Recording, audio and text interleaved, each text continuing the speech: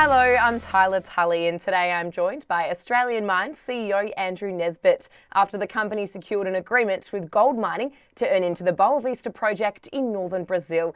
Andrew, thanks for being here today. Good to be here again. So let's get straight into it. What drew you to Boa Vista and what makes this project stand out? We've been operating in Brazil for over a year, 1 year, and this opportunity came up with us, and essentially it's an opportunity that offers broad, wide mineralisation close to surface. It's really a drill-out type of operation that we're looking at now, or potentially a drill-out. It's located in a fantastic area, the Tapajós, which is over 30 million ounces of production. And, the area is growing all the time. More people are coming in. It's an area, it's getting easier to operate. This project really stood out because it's close to surface. It's got wide mineralization. It's got a good strike already. And as I said, it's an area that's seen a lot of growth. So we couldn't pass on the opportunity to get involved with this project. So talk us through the terms of the earn-in agreement. Yes, I think what we've done is structured an agreement that's pretty, takes into consideration risk. It allows us to get really involved in a cheap upfront way on a project that could have really good potential. So I suppose the best way to think about it is how much money do we have to put into the project and how much money are we having to provide to the vendors. And so we have to put in or invest $4.5 million into the ground, and that includes 6,000 meters of drilling, and also includes some payments of a total of $750,000 paid over 3 years. Once we pay or invested the $4.5 million, essentially the next thing that we have to do is issue another $1 million worth of shares to the vendors. So that will be priced at the time. Hopefully the share price is a lot higher. And to start the agreement, we're having to issue $1 million worth of shares to the vendor now. And then the final thing that we need to earn the 51% is to produce a JORC-compliant resource of 500,000 ounces. For us to get to 60%, we have to complete a feasibility study. And then we have the right to acquire a further 10%. It's a resource calculation that people can look at on the ASX announcement.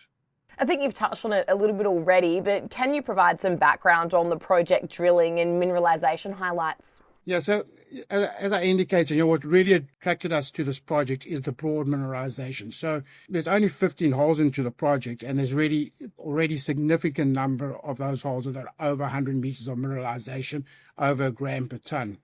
And, from our experience, anything that's more than 20 grams a ton generally is seen as very encouraging or has potential legs. Over 100 grams, gram meters, is really something exceptional, shows real strong mineralization. Those are the 15 holes. There are a number of those already that are more than 20 gram meters. One of the peak holes that we have is over 150 gram meters. And these results are broadly based over the full 600 meters.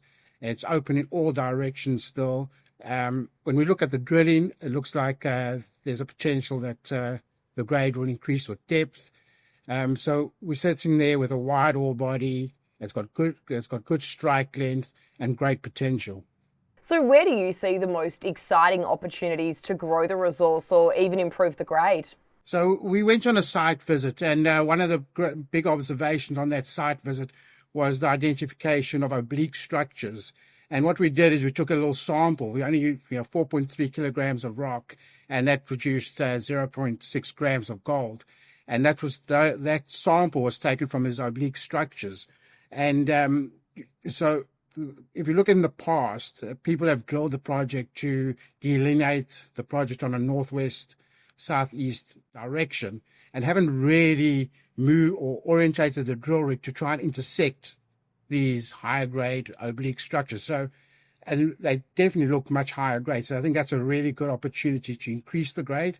And secondly, when you look at the historical drilling, the grade seems to be increasing with depth. So as we'll be looking at drilling deeper and obviously trying to intersect more of those oblique structures, which hopefully will then return to a higher grade for the resource. So finally, Andrew, what's the plan for the next phase of exploration? We're going to kick off with quite a strong drilling campaign, diamond drilling campaign. We're looking at about 3,000 meters. I suppose the focus of that drilling really is to do a little bit of infill drilling, a little bit of confirmation drilling, but mainly it's going to be extensional, on strike and on dip, and obviously to try and drill out those oblique structures to increase the grade. I mean, the grade is already good. It's 1.23 grams a ton. It's at a cutoff of 0.5, which is quite a high cutoff given the current gold price. So there's a lot of room to expand on that. And then we're also going to carry out a LiDAR test, or LiDAR and geophysical magnetic survey, to help us with targeting. So we've got a lot of news flow coming in the near term. Andrew, thanks for joining us today. Thanks. For more ASX news and analysis, subscribe below.